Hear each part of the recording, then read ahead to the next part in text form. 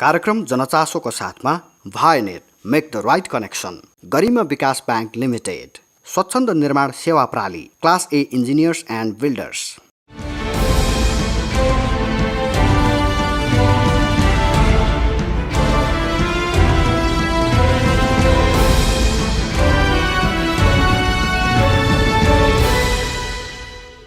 दर्शकबिन नमस्कार। कार्यक्रम जनचासोमा यहाँलाई हार्दिक स्वागत छ। विकासका विविध आयामहरू समेटिने कार्यक्रम जनचासोमा आज पनि हामी विविध विषयवस्तुका साथ उपस्थित भएका छौँ। नेपालमा बाढी, पहिरो, डुबान, आगलागी, चट्याङ, हावाहुरी जस्ता विभिन्न विपदहरूबाट वर्षेनी ठूलो दन्दनको क्षति हुँदै आएको छ। नेपाल विभिन्न खाले प्राकृतिक विपदको उच्च जोखिममा छ। विज्ञहरूले नेपाल विपदजन्य जोखिमका हिसाबले विश्वकै उच्च जोखिमयुक्त राष्ट्रहरू मध्येमा नेपाल पनि एक रहेको बताएका छन्। यसै सम्बन्धी तयार पारिएको यो रिपोर्ट। विक्रम सम्वत 2072 सालमा करिब 9000 जनाको मृत्यु हुने गरी गएको विध्वंसकारी गोरखा भूकम्प आम नेपालीको मस्तिष्कमा अझै ताजै छ। भूकम्पसँगै नेपालमा बाढी, पहिरो, डुबान, आगलागी, चट्याङ, हावाहुरी जस्ता विभिन्न विपदहरूबाट वर्षेनी ठूलो जनधनको क्षति हुँदै आएको छ। प्रहरी प्रधान कार्यालयका अनुसार 2076 वैशाख 1 गतेदेखि भदौ मसान्तसम्म बाढी, पहिरो, आगलागी लगायतका विपदका कारण 271 जनाको ज्यान गएको छ। यसै गरी 664 जना घाइते भएका छन् भने 767 जना विस्थापित भएका छन्। यी विपदबाट 1063 चौपाए मरेका छन् र 4607 घर डुबानमा परेको प्रहरी प्रधान कार्यालयको तथ्याङ्कमा उल्लेख छ। यसै गरी थुप्रै सडक, पुल, भवन जस्ता भौतिक संरचनाहरूमा विपदले क्षति पुर्याएको छ। यी तथ्यहरूले पनि नेपाल विभिन्न खाले प्राकृतिक विपदको उच्च जोखिममा छ भन्ने प्रमाणित गर्दछ। विज्ञहरूले विपदजन्य जोखिमका हिसाबले विश्वकै उच्च जोखिमयुक्त राष्ट्रहरूमध्येमा नेपाल पनि एक रहेको बताएका छन्। विपदले लगभग तपाईँको वार्षिक 1000 जस्तो मान्छेहरूको चाहिँ विपदको कारणले मृत्यु हुने गर्छन्। त्यो भनेको औसतमा दिनको 2 जना तपाईँको विपदको कारणले मृत्यु हुने गरेको छ। र अझ अहिलेको पछिल्लो रेकर्डहरू अनुसार त यो सडक दुर्घटनाको कारणले वास्तवमा त्यो पनि एउटा विपदै हो होइन। र त्यसमा चाहिँ झन्डै दैनिक 7 जना मान्छेको चाहिँ मृत्यु भइरहेको छ भन्ने खालको आँकडाहरू आइरहेको छ। वास्तवमा एकदमै डर लाग्दो जो अवस्था छ। अर्को कुरा गरेर तपाईँ हेर्ने भने तपाईँको यो भौतिक संरचनाको कुरा हेर्ने भने फेरि एकदमै कमजोर छ। नेपालको सहरहरू हेर्नुहोस्, विश्वमै हेर्दाखेरि नेपालको सहर एकदमै जोखिमपूर्ण अवस्थामा छन् भनेको छन्। त्यसमा पनि काठमाडौँ उपत्यका झनै एकदम सङ्कटासन्न जोखिम अवस्थामा छ। पुराना संरचनाहरू रहेका छन्, पुराना घरहरू रहेका छन्, बाटाहरू साँघुरो छ, अव्यवस्थित बसोबासहरू छ, जनसङ्ख्या त्यत्तिकै वृद्धि भइरहेको छ। विभिन्न हिसाबबाट विभिन्न ठाउँबाट माइग्रेसन भएर यहाँ चाहिँ काठमाडौँ भ्यालीभित्र आइरहेको छ होइन। त्यसले गर्दा एकदमै अप्ठ्यारो अवस्थामा चाहिँ रहेको छ। नेपालमा विपदका घटनाहरू र त्यसको क्षतिको मात्रा बढ्दै जानुमा नेपालको भौगोलिक अवस्थिति मुख्य कारण रहेको विज्ञहरू बताउँछन्। यद्यपि गैर प्राकृतिक अर्थात् मानवीय कारण पनि यसको मुख्य कारण रहेको उनीहरूको बुझाइ छ। यसका साथै विपदजन्य घटनालाई नेपाली समाजको सामाजिक आर्थिक पक्षसँग जोडेर हेर्नुपर्ने विज्ञहरूको भनाइ छ। यो गैर प्राकृतिक अथवा मानवीय कारणले किन भएको छ भन्नु होला भने खास गरेर यो डुबानको जुन समस्या छ तराई बेल्टमा होइन, पूर्व मेचीदेखि पश्चिम महाकालीसम्म, खास गरेर यो गौर, सर्लाही, बाँके, बर्दिया लगायतका, रूपन्देही लगायतका यी जिल्लाहरूमा र धनुषा लगायतमा त्यो भारतीय बाँधले गर्दाखेरि हो होइन, जथाभावी बनाइएका संरचनाको कारणले गर्दाखेरि डुबान भइरहेछ। त्यसो भएर मैले गैर प्राकृतिकमा मैले बढी जोड दिनुको कारण पनि त्यो हो। अब यी कुराहरूलाई हामीले समयमै निदान नगर्ने हो भनेदेखि, यसको चाहिँ समाधान नखोज्ने हो भनेदेखि यो समस्या बढ्दै जान्छ र पछि तराईका केही इलाकाहरू, केही भागहरू बस्न योग्य नै रहँदैनन्। विपदलाई प्राकृतिक प्रकोपसँग मात्रै जोडेर हेर्नु भएन, पहिलो कुरो। दोस्रो कुरो, विपद भन्ने कुरो चाहिँ के हो भने यो सामाजिक आर्थिक पक्षसँग जोडिएको छ, राजनीतिक पक्षसँग जोडिएको छ। अब विपद व्यवस्थापनको पक्षलाई तिनै तहको सरकारहरूले अगाडि बढाउने सन्दर्भमा अबको अलि बढी जोड चाहिँ यसलाई बुझ्ने, यसलाई कसरी व्यवहारमा उताल्ने र यसलाई समुदायलाई कसरी बढीभन्दा बढी यसलाई बढी उत्प्रेरित गर्ने, जागरुक गरेर अगाडि बढाउने भन्ने कुरामा अलिक केन्द्रित भएर यसलाई चाहिने आवश्यक चाहिने नीति, यसलाई चाहिने कानुन र योसँग जोडिएका विभिन्न सरकारवालाहरूको सहकार्यलाई चाहिँ अबको दिनमा प्राथमिकता साथ लानुपर्छ भन्ने लाग्छ। हरेक वर्ष मुलुकले विपदबाट बेहोर्दै आइरहेको क्षतिबाट पाठ सिक्दै अघि बढ्नुपर्नेमा त्यस अनुरूपका गतिविधिहरू भने हुन नसकेको सरकारवालाहरू बताउँछन्। विपद जोखिम न्यूनीकरणको विषयलाई व्यक्तिको हरेक दैनिकी र विकासका कार्यहरूसँग जोडेर अघि लैजानुपर्ने सुझाव उनीहरूको छ। हाम्रो राज्यले अथवा हामीले यो विपद व्यवस्थापनलाई चाहिँ पहिलो प्रायोरिटी दिनुपर्ने देखिन्छ। समग्रमा कुरा गर्दाखेरि जुन खालको विपदलाई हामीले चाहिँ भोगिरहेछौँ त्यसबाट सिकेर त्यसको व्यवस्थापनमा चाहिँ हामी नलागेको पुष्टि हुन्छ। त्यसकारणले राज्यले विपद व्यवस्थापनलाई चाहिँ मेन स्ट्रिमिङ गरेर यसलाई चाहिँ प्रायोरिटीमा हैन, यसलाई विकाससँग जोड्ने, यसलाई दैनिक कार्यहरूसँग जोड्ने हैन, हाम्रा प्रत्येक योजनाहरूमा यसलाई सँगै लग्ने गर्नुपर्छ जस्तो लाग्छ मलाई। विपदका घटनाहरूबाट हुने क्षति न्यूनीकरणको एउटै उपाय भनेको विपद अघिको प्रभावकारी पूर्व तयारी नै हो। तर आज पनि नेपालमा विपद अघिको पूर्व तयारीमा खासै चासो नदिने तर विपदका घटना घटिसकेपछि राहत उद्धार जस्ता प्रतिकार्यका काममा मात्रै केन्द्रित हुने परिपाटीले भविष्यको जोखिमलाई झनै बढावा दिइरहेको छ। अरू देशले चाहिँ विपद भइसकेपछि अथवा विपद हुनुभन्दा अगाडि सिकेर आफूलाई पूर्व तयारी गरेर त्यसका आफ्ना समस्याहरूलाई चाहिँ निर्कुल गर्दै गएर विकासका थुप्रै कामहरू भएका छन्। तर दुर्भाग्यवश हामी कहाँ हरेक वर्ष विभिन्न किसिमका विपद हामी भोग्छौँ। करिब 800-900 नेपाली दाजुभाइ दिदीबहिनीको मृत्यु हुन्छ अनि लाखौँभन्दा बढ्ता प्रभावित हुन्छन्, अरबौँ रुपियाँको क्षति हुन्छ। त्यो हुँदाहुँदै पनि हामीले सुधार्ने क्रममा चाहिँ धेरै कमजोर छौँ। हामीले दस्तावेजहरू चाहिँ राम्रो बनाएका छौँ तर कार्यान्वयनको पक्षमा हामी निकै कमजोर छौँ। विपदको जोखिम न्यूनीकरण गर्ने र व्यवस्थापन गर्ने कुरामा जति हामी विपद पूर्व तयारीमा जति लगानी गर्न सक्छौँ त्यति नै हामी हाम्रो चाहिँ क्षतिलाई हामी न्यूनीकरण गर्न सक्छौँ भन्ने कुरा अब स्थापित भइसकेको छ। तर यो स्थापित मान्यतालाई व्यवहारमा उतार्ने कुरामा केही हाम्रा संरचनागत कुराहरू छन्, केही तपाईँको सुशासनसँग जोडिएको विषय छन्, केही हामी आफै भित्रका यो विषयसँग कति संवेदनशील रहने भन्ने कुराहरू पनि जोडिएको छ। र हाम्रो एउटा घर व्यवहारकै कुरा यसो सामान्य धर्म एउटा समुदायमै हेर्ने हो भने पनि जहिले पनि त्यो खालको मानसिकताबाट हामी गुज्रेको छौँ। हाम्रो समाज त्यसरी चाहिँ तपाईँको जे पर्ला टर्ला भन्ने हिसाबबाट हामी अगाडि बढाएका छौँ। त्यसले गर्दाखेरि त्यसलाई पनि चिर्नुपर्छ। त्यसो त विपद जोखिम न्यूनीकरणको नाममा कुनै किसिमका प्रयासहरू नै नभएका भने होइनन्। सरकार, दात्री निकाय, राष्ट्रिय तथा अन्तर्राष्ट्रिय गैर सरकारी संस्थाहरूबाट पूर्व तयारीका गतिविधिहरू हुँदै आएका छन् तर अपेक्षित प्रतिफल भने हासिल हुन सकिरहेको छैन। अब त्यो लगानी सही ठाउँमा भएन कि। लगानी मतलब के भनेदेखि सजिलो काममा र खालि उयो के भने हार्डवेयर र सफ्टवेयर भनिन्छ नि, देखिने काम र नदेखिने काम हुन्छ होइन। अब भन्नाले देखिने काम भन्नाले अब कुनै बाँध संरचना अथवा पूर्व तयारीका कामहरू भएको जस्तो कि पूर्व चेतावनी प्रणालीहरू त्यस्तो विकास गरेको भए हार्डवेयरको काममा अलिअलि भएको छ नभएको होइन।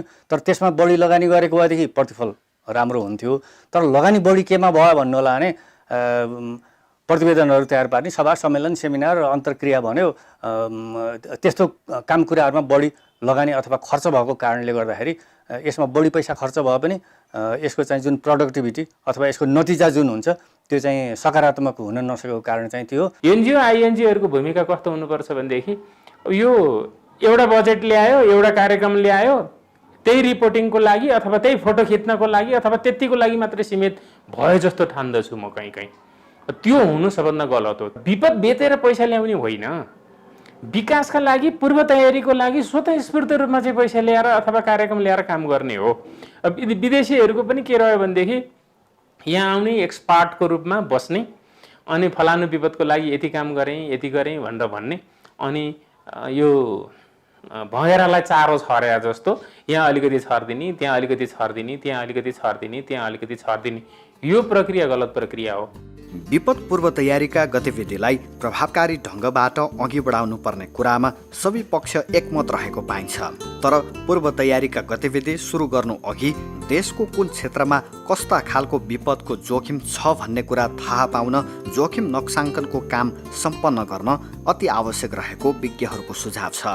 हाम्रा जोखिमपूर्ण क्षेत्रहरू कहाँ हुन्, कुन कुन क्षेत्रहरू हाम्रो जोखिमपूर्ण क्षेत्र हो त्यस क्षेत्रको बारेमा पहिचान गर्ने, त्यसको नक्साङ्कन गर्ने र त्यो जोखिमपूर्ण क्षेत्रको सुरक्षाको लागि अपनाउनु पर्ने उपायहरू, रणनीतिहरू सबै कुरा पहिल्यै त्यसमा अपनाइसक्ने। अथवा जुन ठाउँमा मैले भने बसोबास गर्न उपयुक्तै छैन त्यहाँबाट तुरुन्तै बस्ती सारिहाल्नु पऱ्यो, त्यसलाई डिमार्केसन गरिहाल्नु पऱ्यो। र हामीले अहिले त तपाईँको त्यो अधिकार स्थानीय सरकारलाई छ। स्थानीय सरकारले के भने यो चाहिँ एरिया चाहिँ एकदम जोखिमपूर्ण क्षेत्र भएको हुनाले यहाँ बसोबास नगर्नु होला, यो बसोबास गर्न उपयुक्त छैन भनेर त्यो पहिल्यै चाहिँ तपाईँको घोषणा गर्नु पर्यो, ताकि कोही पनि मान्छेहरू आएर त्यो क्षेत्रमा नबसोस्। विपद जोखिम न्यूनीकरण भनेको 1 वर्ष अथवा एउटा ठाउँमा गरेर हुने कुरा होइन। नेपालको त हरेक भागमा, हरेक कुनामा विभिन्न किसिमको विपद जान्छ। विपद अनि हामीले काम नगरेको पनि होइन। वास्तवमा चाहिँ 50 सालको बाढी पछाडि मैले नै काम गरेको संस्था त्यति बेलाको संयुक्त राष्ट्र विकास कार्यक्रमले नेपालकै केही ठाउँहरूमा राम्रो यो स्थानीय समुदायमा आधारित विपद जोखिम न्यूनीकरणको कामहरू हामीले गरेका छौँ। तर त्यो कामलाई हामीले चाहिँ माथिसम्म लान सकेनौँ, त्यो कामलाई अरू जिल्लामा पुर्याउन सकेनौँ, त्यो कामलाई चाहिँ अरू नयाँ आउने जेनेरेसनलाई हामीले बुझाउन सकेनौँ। त्यस कारण कामै नभएको होइन, देशका विभिन्न कुनामा राम्रो काम भएका छन्। तर त्यो राम्रो कामलाई अरू ठाउँमा लैजाने चाहिँ हामीसँग प्रविधि अनि त्यसपछि साधन स्रोत विभिन्न कारणको कमीहरू चाहिँ भएको छ। यसका साथै सचेतना विस्तारका क्रियाकलापलाई घनीभूत रूपमा अघि बढाउँदै आवश्यक सूचना प्रविधिको विकास गर्न सके अपेक्षित प्रतिफल हासिल गर्न सकिने सरकारवालाको दाबी छ। पहिलो कुरो विपदबाट कसरी जोगिने अथवा पूर्व तयारी कसरी गर्ने भन्ने विषयको आम रूपमा यसको सचेतीकरण हुन जरुरी छ र प्रकोपको अवस्था, प्रकोपको प्रकार र तपाईँको त्यसको भौगोलिक अवस्थासँग धेरै विषयहरू जोडिन्छ। कुन सन्दर्भमा कुन सूचनाले बढीभन्दा बढी मान्छेलाई सुरक्षित गराउन सक्छ, त्यस अनुसारको समय सापेक्ष खालको विधि र प्रक्रियाहरूलाई हामीले मान्छेको जीवनलाई सुरक्षा गर्ने अथवा मान्छेको जीवन बचाउने कुरामा सूचनालाई अलि बढी त्यो खालको एवारनेसलाई हामीले जोड दिनुपर्छ। 72 सालको भूकम्पले विशेष गरी ग्रामीण क्षेत्रमा ठूलो जनधनको क्षति गराएको कुरालाई स्मरण गराउँदै विज्ञहरूले भविष्यमा पनि त्यस्तै प्रकृतिका शक्तिशाली भूकम्प देशका अन्य भागमा समेत जान सक्ने प्रबल सम्भावना भएकाले ग्रामीण क्षेत्रका घर संरचनालाई सुरक्षित बनाउन आजैदेखि पहल थालिनुपर्ने बताएका छन्। अब हामीले पश्चिम नेपालको कुरा गर्ने भने पश्चिम नेपालमा अधिकांश घरहरू चाहिँ ढुङ्गा माटाका नै छन् हैन। त्यो भएकोले ढुङ्गा माटोमा भूकम्प प्रतिरोधात्मक बनाउने प्रविधिको विकास गर्नु पर्यो। हामीले सबै घरलाई भत्काएर नयाँ घर त बनाउन सक्दैनौँ, त्यसकारण उभिरहेको घरलाई भूकम्प प्रतिरोधात्मक बनाउनु पर्यो नि त। त्यसकारण त्यो प्रविधिको विकास अहिले हामीले गर्नु पर्थ्यो। अर्को चाहिँ के भन्दा त्यो गर्दा गर्दै पनि भूकम्प त जुनसुकै बेला आउन सक्छ। त्यो भएकोले हामीले पूर्व तयारीका कामहरू हैन। अस्ति गोर्खा अर्थक्वेकले हामीले ठुलो लेसन त सिकाएको छ नि त। त्यही लेसनको आधारमा हामीले अहिले पूर्व तयारी त गर्न सक्छौँ नि त। किनभने हामीलाई समस्या के हो, हामी केमा चुक्यौँ, मान्छेहरू बचाउन सकिन्थ्यो कि सकिँदैन थियो, त्यति मान्छे मर्नुको कारण के थियो हैन। अब मान्छेलाई चाहिँ राहत दिने कुरोमा पनि हाम्रा जुन विकटता छ नि त, भौगोलिक विकटता हैन, त्यहाँ पहुँचको विकटता, अब त्यसले गर्दाखेरि हामीलाई के गाह्रो हो, अहिले पनि त्यो हुन सक्छ कि सक्दैन, हुन सक्छ भने त्यसलाई सजिलो गर्नलाई अहिले हाम्रो कस्तो खालको तयारी गरिराख्नुपर्छ त भन्ने कुराहरू चाहिँ हामीले गर्नुपर्ने, त्यो चिजहरू चाहिँ हामीले गरिरहेका छौँ जस्तो लाग्दैन। नेसनल बिल्डिङ कोड चाहिँ भूकम्प प्रतिरोधात्मक 14 जिल्लामा मात्र लागू गर्ने हो र? देशैभरि लागू गरौँ न, सबै घर अब बलियो बनाऊ न, सबै घर चाहिँ भत्किन आँटेका घरलाई रेट्रोफिट अथवा प्रबलीकरण गरौँ न। सरकारले यो कुरालाई किन कडाइका साथ भन्न सक्दैन ल है? राष्ट्रिय भवन संहिता अथवा बिल्डिङ कोड चाहिँ अनिवार्य रूपमा लागू गर्नुपर्छ हिमाल, पहाड, तराई सबै ठाउँमा। समय सापेक्ष है, जहाँ जे जस्तो मेटेरियल पाइन्छ अथवा सामग्री पाइन्छ त्यसैबाट चाहिँ भवन संहितालाई अथवा घरलाई बलियो बनाउन सकिन्छ। रड र सिमेन्टै पुर्याउनु पर्छ भने जरुरी छैन। नेपाल सरकारले 2074 सालमा विपद जोखिम न्यूनीकरण तथा व्यवस्थापनको कार्यलाई प्रभावकारी रूपमा सञ्चालन गर्ने भन्दै विपद जोखिम न्यूनीकरण तथा व्यवस्थापन ऐन 2074 सार्वजनिक गरेको छ। यसका लागि आवश्यक नीति, रणनीति र कार्यनीति समेत तय भइसकेको सन्दर्भमा यो एक महत्त्वपूर्ण उपलब्धि भएको सरकारवाला बताउँछन्। हामी कहाँ दैवी प्रकोप उद्धार ऐन भनेर 2039 सालमै बनेको हो, जबकि धेरै मान्छेलाई थाहा छ दक्षिण एसियामै यो ऐन थिएन, नेपालले बनायो, भारतमै थिएन। त्यो ऐनलाई अलि परिमार्जन गर्नुपर्छ र समय सापेक्ष चाहिँ यसलाई चाहिँ राम्रो बनाउँदै लानुपर्छ भनेर लामो प्रयास स्वरूप नेपाल सरकार तपाईँ हामी सबै मिलेर चाहिँ विपद जोखिम व्यवस्थापन जोखिम न्यूनीकरण तथा व्यवस्थापन ऐन भनेर 2074मा नयाँ ऐन आयो। ऐन पछाडि नयाँ नियम पनि नीति पनि बनिसकेका छ, रणनीति पनि बनिसकेका छ, कार्ययोजना पनि बनिसकेका छन्। अब यो चाहिँ उपलब्धिमूलक भएन भन्नु चाहिँ हुँदैन, काम धेरै भएका पनि छन्। किनभने यसको लागि चाहिँ सबै मान्छेहरू सबै निकायहरू खटेका छन्। तर कस्तो भनेदेखि यसलाई हामीले अलिकति चाडपर्वको रूपमा मात्रै लिए जस्तो लागिरहेछ। नेपालको संविधान 2072ले विपद जोखिम न्यूनीकरण र व्यवस्थापनको जिम्मेवारी स्थानीय सरकार मातहत हुने भनेर प्रष्ट रूपमा उल्लेख गरेको छ। तर अधिकांश स्थानीय सरकारले विपद जोखिम व्यवस्थापनको विषयलाई आफ्नो नीति तथा योजनामा समावेश नै गरेका छैनन्। तपाईँले अहिले भर्खरै योजनाहरू सबै स्थानीय तहहरूले योजनाहरू बनाए, अरू तहको सरकारहरूले पनि बनाए। त्यहाँनिर हेऱ्यौँ भने तपाईँको योजनामा प्रष्ट रूपमा देखिँदैन होइन। विपद व्यवस्थापन कसैले ब्लकमा बजेट छुट्याइएको छ, कसैको चाहिँ तपाईँको बढीभन्दा बढी चाहिँ भौतिक पूर्वाधार निर्माणमै लगानी देखिन्छ, विपद व्यवस्थापनमा बजेटको विनियोजन देखिँदैन। कतिपय ठाउँमा योजना बनाएको छ, कार्यान्वयन भएको देखिँदैन। यी यावत खालको कुराहरू चाहिँ छन्। मैले भन्नुको मूल अर्थ के हो भने यो विपद व्यवस्थापनको विषय अझै पनि एजेन्डाको रूपमा स्थापित हुन सकेको छैन। हामीले हाम्रो आवश्यकता अनुसारको दक्ष जनशक्ति अभिवृद्धि गर्नु जरुरी छ। त्यो चाहिँ चाहे छोटो तालिम दिएर होस् अथवा लामो तालिम दिएर होस् होइन। त्यसपछि हामीले जिम्मेवार व्यक्तिहरू जो हुनुहुन्छ, हामीले चाहिँ लगाएको काम गर्ने व्यक्तिहरू, उहाँहरूको लाई अलिकति यो मूल्याङ्कन समयमा मूल्याङ्कन गर्ने काम भयो कि भएन भनेर हेर्ने परिपाटी पनि सुधार्नु जरुरी छ। पहिला चाहिँ हामीले ल उसले गरेन यसले गरेन भन्थ्यो, अहिले त हाम्रो संविधानले लेखिदिएको छ होइन। स्थानीय सरकारले गर्नुपर्ने काम मध्ये विपद जोखिम न्यूनीकरण एउटा काम हो। त्यसै गरी अहिलेको ऐनले प्रष्ट पारेको छ होइन। स्थानीय तहले के गर्ने, प्रदेश सरकारले के गर्ने, केन्द्रले के गर्ने भन्ने कुरा प्रष्ट पारिसकेको छ। सरकारले सन् 2018 देखि 2030 सम्मका लागि विपद जोखिम न्यूनीकरण र व्यवस्थापन सम्बन्धमा रणनीतिक कार्ययोजना तय गरेको पनि छ। तर अधिकांश स्थानीय सरकारहरू यस विषयमा अनभिज्ञ छन्। यस्तोमा नीति तथा योजनाले निर्दिष्ट गरेका लक्ष्य तथा उद्देश्यहरू हासिल गर्न कठिन हुने देखिन्छ। अबको दिन भनेको के हो भनेदेखि चाहिँ हामीले बनाएको नीतिहरूलाई सबैभन्दा पहिला त सबै सरकारी निकायहरूको एकरूपता, बुझाइमा एकरूपता हुनु पर्यो होइन। आखिरमा चाहिँ लिडरसिप त गभर्मेन्टले लिने हो, सरकारले लिने हो, अरूले लिने होइन।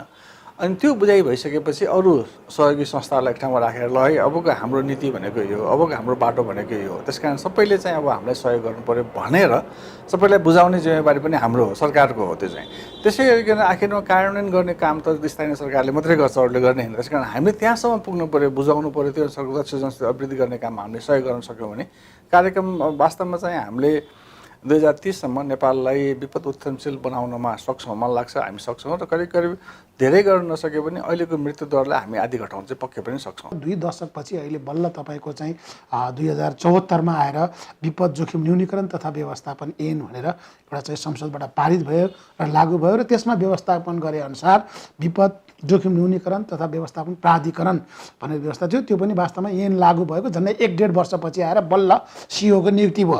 हामी कहाँ एकदमै काम गरे पनि ढिला भइरहेछ, अलि अगाडि नै हुनुपर्ने। तै पनि मैले एउटा 2 दशकपछि भए पनि अहिले आएर चाहिँ ऐन बन्नु, प्राधिकरण बन्नु, सिओ आउनु एकदमै खुसीको कुरा छ।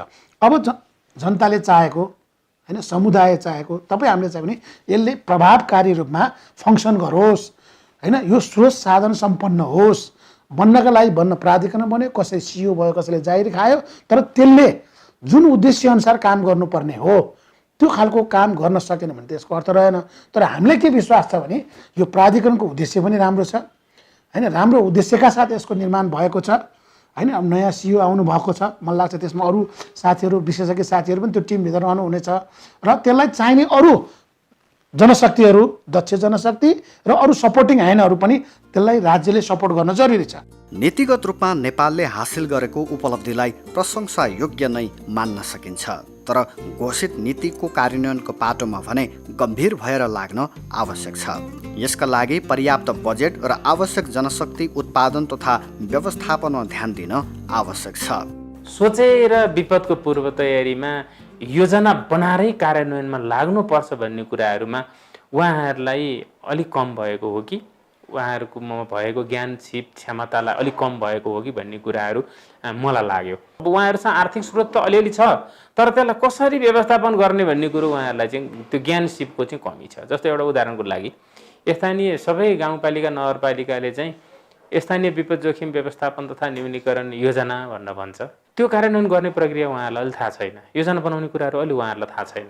त्यो काम गर्नु पर्यो। उहाँले रियलाइज त गर्नुभएको छ। त्यस कारण उहाँहरूलाई विपद जोखिम न्यूनीकरणको कुराहरूमा प्रशिक्षित गर्ने काम कमी छ। उहाँलाई प्रशिक्षण दिनैपर्छ। तर यसो भन्दैमा विपद जोखिम व्यवस्थापनको सम्पूर्ण जिम्मेवारी सरकारले मात्रै लिनुपर्छ भन्ने होइन। सरकारसँगै प्रत्येक व्यक्ति, समुदाय, नागरिक समाज, सङ्घ संस्था, दात्र निकाय सबैको भूमिका उत्तिकै महत्त्वपूर्ण छ।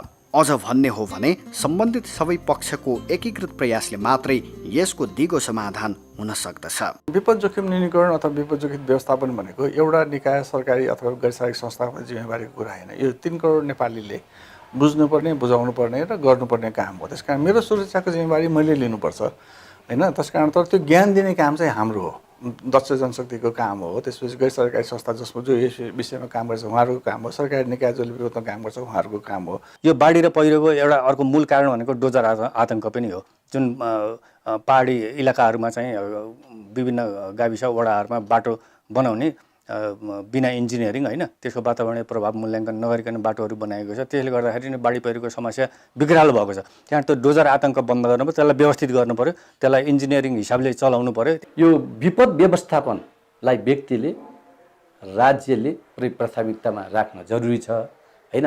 त्यही खालको सचेतना चाहिँ हामीमा सबैमा आयो र ल्याउन सक्यौँ। धेरै कुरा चाहिँ आफैमा सल्भ हुँदै जान्छ भन्ने जस्तो लाग्छ मलाई। इन्सुरेन्सको पार्टलाई अलिकति सरकारले सशक्त रूपमा अगाडि बढाउँछ। हरेक घरको इन्सुरेन्स गर्ने वातावरण बनाइदिनु पर्यो। सकिन्छ, सरकारको स्रोत र साधनले सकिन्छ। सरकारको स्रोत र साधनबाटै त्यो तपाईँको चाहिँ प्रत्येक घरको इन्सुरेन्स गर्ने व्यवस्था गर्नु पर्यो, ताकि भोलि कुनै हिसाबले डिजास्टरबाट त्यो घरमा क्षति भयो भने उसले इन्सुरेन्सबाट कम्पन्सेसन पाओस् होइन। राज्यको स्रोत र साधनले गाह्रो पर्छ, सम्भावना छैन भने तपाईँको यस्तो खालको सिस्टम बनाउनु पर्यो। घर नक्सा पास गर्दादेखि लिएर नै बनाउँदाखेरिदेखि र अनि कुनै पनि तपाईँको सरकारी सेवा सुविधा लिन जाँदाखेरि उसले आफ्नो घरको इन्सुरेन्स गरेको छ कि छैन। जसरी हाम्रो गाडीको हामी रिन्यू गर्न जाँदाखेरि उसले के हेर्छ, इन्सुरेन्स गरेको छ कि छैन भन्छ, नभए गाडीको नवीकरणै गर्दैन। त्यस्तै हाम्रो पनि घरको नवीकरण गरेको छैन भने त्यहाँ स्थानीय सरकारबाट, अरू सरकारबाट, निकायहरूबाट दिनुपर्ने सिफारिसहरू कुनै पनि दिनु भएन। भूकम्प बाहेकका अन्य मौसमी विपदका घटनाहरू कहिले हुन सक्छन् भन्ने कुरा सहजै अनुमान लगाउन सकिन्छ। बाढी, पहिरो, डुबान, चट्याङ, आगलागी जस्ता विपदहरू विशेष गरी मौसमी विपद हुन्। यस्ता विपदहरूबाट हुन सक्ने सम्भावित क्षति न्यूनीकरणका लागि विपद अगावै पूर्व तयारीका गतिविधिहरू सञ्चालन गर्न सकिए क्षति न्यूनीकरण गर्न सम्भव छ। भूकम्प जस्ता अनिश्चित खालका विपदबाट बच्न पनि पूर्व तयारीलाई प्राथमिकता दिनु बाहेकको अर्को विकल्प छैन। यद्यपि पछिल्लो समय यस विषयमा सरकारसँगै आम जनता समेत सचेत बन्न थालेका छन्। यसलाई सकारात्मक रूपमा लिन सकिन्छ। तर यस्ता विपदबाट बच्न प्रभावकारी र दीर्घकालीन प्रयासको भने खाँचो छ।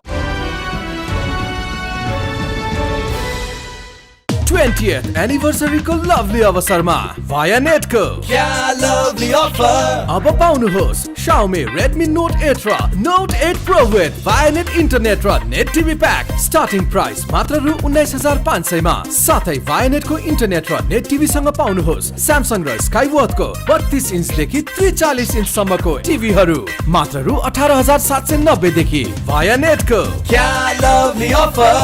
Vianet, अब सबै कनेक्टेड।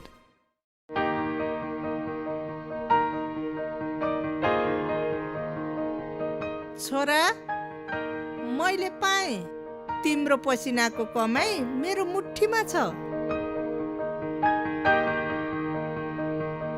तिम्रो पसिनाको कमाई मेरो मुठीमा छ। सन्तानको विश्वास आमा, आमाको विश्वास गरिमा, गरिमा विकास बैंक, एक्सेस टु ऑल।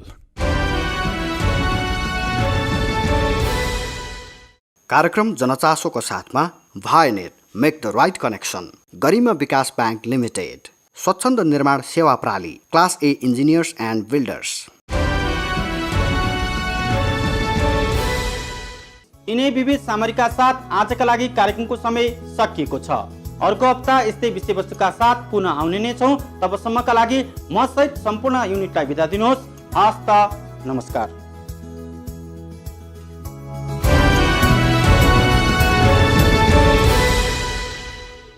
कार्यक्रम जनचासोको साथमा Vianet make the right connection, Garima Bikas bank limited, Swachchhanda Nirman Sewa प्राली, class A engineers and builders.